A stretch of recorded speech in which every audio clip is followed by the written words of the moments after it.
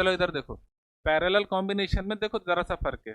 इधर वीएल है तो नीचे इसमें है ना आई वाला यूज होगा। जैसे आई तो इधर एक्स एक्सिस के लिए बताया गया कि हमेशा आई की डायरेक्शन ये रहेगी और बाकी वोल्टेज है। लेकिन इधर क्या है, इधर उल्टा हो गया, इधर वोल्टेज बताया गया है और आर की डायरेक्शन में इधर आई आर ले लिया है और इसके अपोजिट ले लिया वीसी ऊपर और आईसी आई एल नीचे। बस इतना सा फर्क है, इसका भी ट्रायंगल बन जाएगा। अब ये तो आपको क्लियर ही है, इसमें बस इतना सा है, ज़्यादा कुछ नहीं है। चलें आगे चलें। रेजोनेंस आ गया, क्वेश्चंस कहाँ गए, पढ़ लें, रेजोनेंस पढ़ लेते हैं। ठीक है, रेजोनेंस पढ़ लो भाई। थ्योरेटिकल बातें हैं, क्या है रेजोनेंस, क्या होता है रेजोनेंस, क्या होता है रेजोनेंस जब होता है जब X L equals to X C होता है या फिर V L equals to V C होता है। यानी कि वोल्टेज अक्रॉस कैपेसिटर और इंडक्टर कॉइल बराबर हो। ये इक्वल है तो ये इक्वल है, ये इक्वल है तो ये इक्वल है। Circuit is said to be resonant when natural frequency of circuit is equal to frequency of the applied voltage. For resonance both L and C must be present. कम से कम L और सी तो हों। दो तरह का रेजोनेंस है। अच्छा, ये इसको ऐसा समझिए कि पहले है ना रेडियो हुआ करते थे जिनमें जिनको नॉब होती थी उसमें ऐसे घुमाया करते थे। अब वो जो है ना उनको ऐसे घुमाते हैं और नहीं नहीं नहीं, वॉल्यूम नहीं, फ्रीक्वेंसी को मैच कराने के लिए करते थे। करेक्ट। एक एक मतलब आवाज सही नहीं आ रही है, नॉइज आ रहा है, एक जगह ऐसी आती थी घुमाते घुमाते कि अरे वाह परफेक्ट आवाज आ गई। वो रेजोनेंस था, वो हमने अपने रेडियो की जो फ्रीक्वेंसी है और उधर से जो सिंगर है या जो भी रेडियो स्टेशन है उसकी फ्रीक्वेंसी से मैच कर दिया, हम कहते हैं रेजोनेंस हो गया। या फिर दो दो दो लोग मिले, चाहे मतलब दो पर्सन मिले और उन्होंने कुछ बातें करी और साथ में बैठकर चाय पी और उनकी दोस्ती होगी। बिना चाय पिए भी हो सकती है। वैसे भी दोस्ती होने के लिए मैं जितना समझता हूँ उसमें अवगुण मिलना जरूरी है गुणों की जगह, है ना। लोग कहते हैं कि गुण मिल गए, है ना, गुण मिलते हैं तो शादी होती है, अवगुण मिलते हैं तो दोस्त, गुण मिलते हैं तो शादी होती है, विवाह होता है, पर अवगुण मिलते हैं तो दोस्ती होती है, दोस्ती होती है। तो अगर कुल मिलाकर के मन मिलने वाली बात है, दोस्त बन के, तो हम कहते हैं फ्रीक्वेंसी मैच हो गई है। या कई बार है ना मित्र जो होता है अपना दो खास दोस्त होता है, हमारे इशारे को ही समझ जाए बस, है ना, बिना बोले ऐसे करके कुछ तो इशारा कर दिया, वो समझ गया कि क्या बात है। तो आप समझिए फ्रीक्वेंसी मैच करना कितना खतरनाक है। तो फ्रीक्वेंसी मैच कर जाए, आपने आपने जो अप्लाइड वोल्टेज की जो फ्रीक्वेंसी है और नेचुरल फ्रीक्वेंसी अगर मैच कर जाए तो वो रेजोनेंस कहलाता है। दो तरह का होता है, सीरीज पैरेलल। सीरीज में हमें मेन मतलब है, मैंने कहा था आपको क्या मतलब है, एक्स एल इक्वल टू अगर एक्स सी हो जाए, इसको कर इसको करंट से मल्टीप्लाई कर दें तो V L equal to V C हो जाए। और अगर ऐसा है, देखो आप खुद देखो, इधर तो आई रहता है, इधर वी आर रहता है, इधर वी एल है और इधर वी सी है। अब ये दोनों बराबर हो गए तो एक कैंसिल कर दिया, तो जो भी वोल्टेज रहा इधर ही रहा, ट्रायंगल बन ही नहीं पाया, ट्रायंगल नहीं बन पाया। अगर अगर ये होता बड़ा, ये होता छोटा तो ट्रायंगल बनता, फाई आता। अब तो फाई कितना हो गया, जीरो हो गया। ये रहा, जेड की वैल्यू क्या होती इस केस में, under root of R square plus XL minus XC का होल स्क्वायर नहीं होता, पर वो तो जीरो हो गया क्योंकि दोनों बराबर हैं, तो फिर जेड मिनिमम हो गया। आप जानते हो करंट होता है V upon Z, Z minimum का मतलब आर है, तो करंट मैक्सिमम होगी। बोलो समझ में आई कि नहीं आई बात।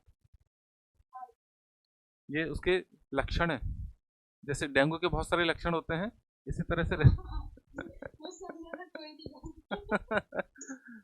तो इसी तरह से रेजोनेंस के लक्षण है ये ऐसा लिखा मिल गया तो मान लो रेजोनेंस हो गया।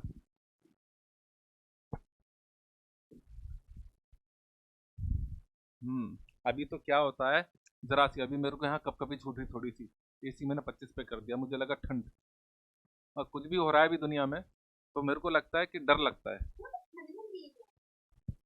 हाँ मुझे, नहीं अंदर उसमें है ना अपन, यहाँ पर एसी चलता है ना, पैक है रूम, स्टूडियो। कोटा में ठंड है ना, लवली मौसम हो गया है, मतलब दिन में खास गर्मी नहीं है, और और रात में है ना सुहाना मौसम हो गया रात में और सुबह। तो हाँ, जयपुर में ज़्यादा ठंड पड़ती है पर थोड़ी सी। सुबह सुबह लोग गार्डन में, जाता हूँ गार्डन में, अभी 2 दिन नहीं गया पर कल जाने की सोच रहा हूँ।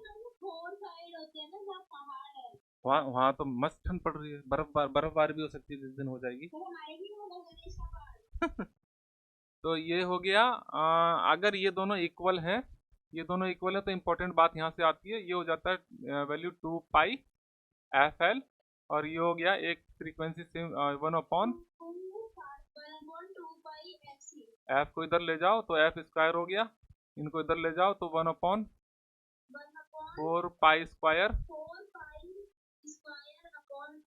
अब क्या करो, अंडर रूट कर दो तो है ना, एफ हो गया आपका 1/2 पाई अंडर रूट 1/एल। ये वो फ्रीक्वेंसी है जहां पर ये दोनों बराबर हो गए, उसको स्पेशल नाम दे दिया गया रेजोनेंस फ्रीक्वेंसी। ये रही एफ आर इक्वल्स टू, ठीक है।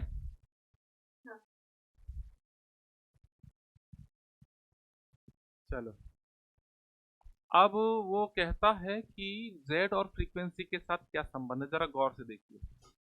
फ्रीक्वेंसी को ले लिया है एक्स एक्सिस पर, जेड ले लिया है वाई एक्सिस पर, और जेड होता है आपका under root of R square, हो जाएगी क्या जगह, plus X L minus X C, 2 pi F L minus,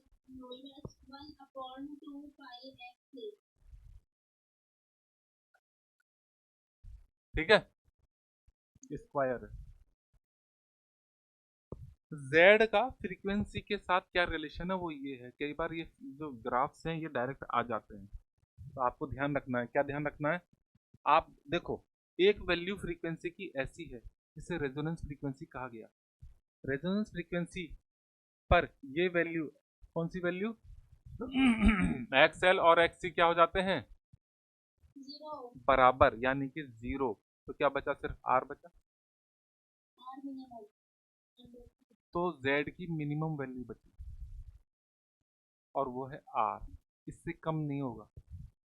Z की मिनिमम वैल्यू है आर, और उस पर उस फ्रीक्वेंसी का नाम दिया गया एफ आर। अब सुनो, अब एफ आर मान लो, ये एफ आर लिख दिया मैंने, एफ आर नहीं, एफ आर तो स्पेशल हो जाएगा, स्पेशल नहीं करना अपन को अभी।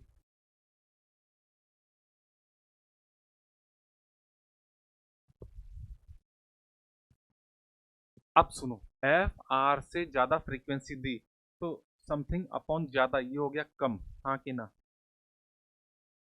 नीचे है ना F, तो एक्सएल जो होगा भाई, ये एक्सएल है और ये एक्सी है। अगर आपने, चलो पहले कम की बात करते हैं, अगर कम है तो ये वैल्यू एक्सएल होगी कम, और समथिंग अपॉन कम हो गया ज्यादा।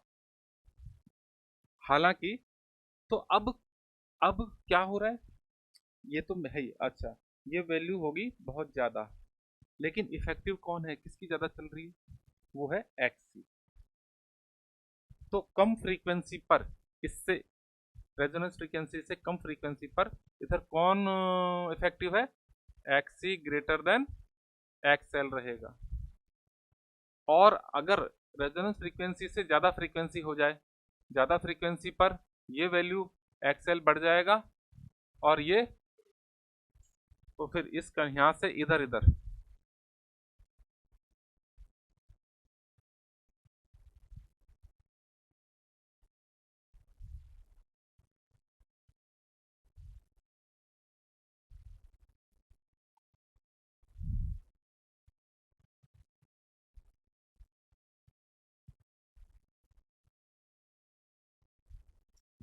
एक्स काहे में छोटा लिख दिया, X L greater than X. यहां पर क्या हो रहा है, इस जगह पर X L equal to X C हो रहा है, तभी तो रेजोनेंस फ्रीक्वेंसी मिल रही है।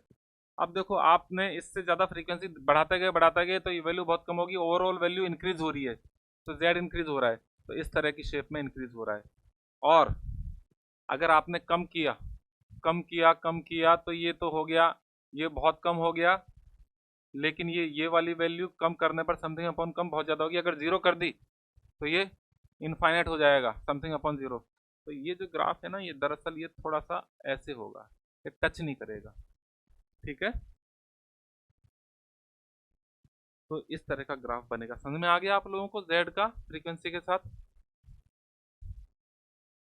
वही लिख रखा है, ठीक है। पहले डिक्रीज करेगा फिर इंक्रीज करेगा, डिक्रीज करेगा, मिनिमम होगा और फिर इंक्रीज करेगा। यानी सर जो मिनिमम पॉइंट है वो जो इम्पीडेंस है वो अंडर रूट आर के बराबर है। अंडर रूट आर स्क्वायर का मतलब आर ही तो बचा, ये जीरो हो जाएगा तो आर स्क्वायर का मतलब अंडर रूट में क्या बचा बताओ,